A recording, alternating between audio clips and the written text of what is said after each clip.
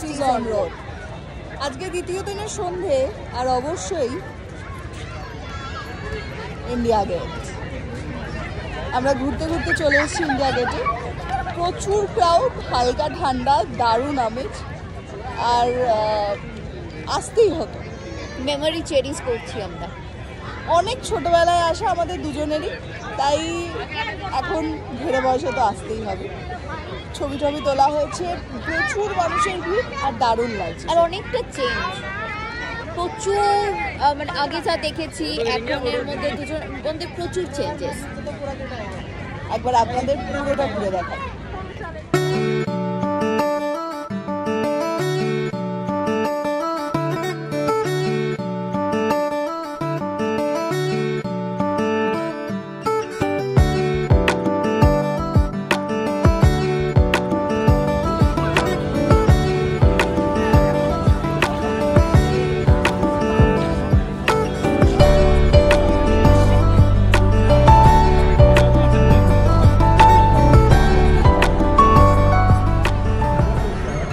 নেতাজির এই স্ট্যাচুটা হলোগ্রাম উদ্বোধন হয়েছিল, তারপরে এই স্ট্যাচুটা এখন বসে গেছে। অসম্ভব সুন্দর লাগছে এই মুহূর্তে ইন্ডিয়া গেট।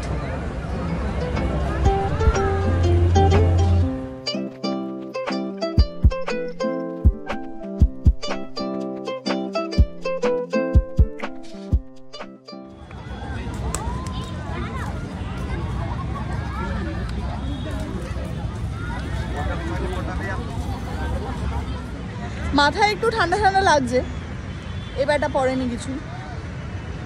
খুব সুন্দর এই জায়গাটা, পাশে ফাউন্টেন রয়েছে প্রচুর, অনেক অনেক ডেভেলপমেন্ট। যারা এখনো দিল্লি আসেননি তাদের জন্য কিন্তু এটা একটা অন্যতম প্লেস, অবশ্যই দেখতেই হবে ইন্ডিয়া গেট।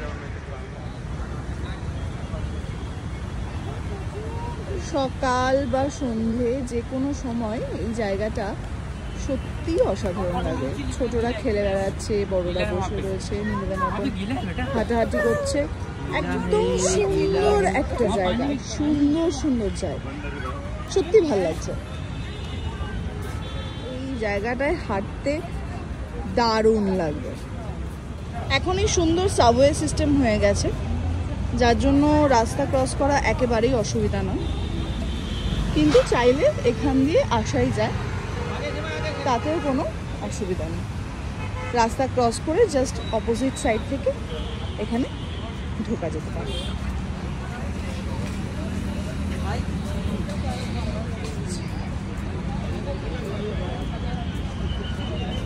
দূর থেকে পুরো ইন্ডিয়া গেট। আমরা মুখে মাস্ক পরে নিয়েছি কারণ প্রচণ্ড পলিউশন লেভেল এখন।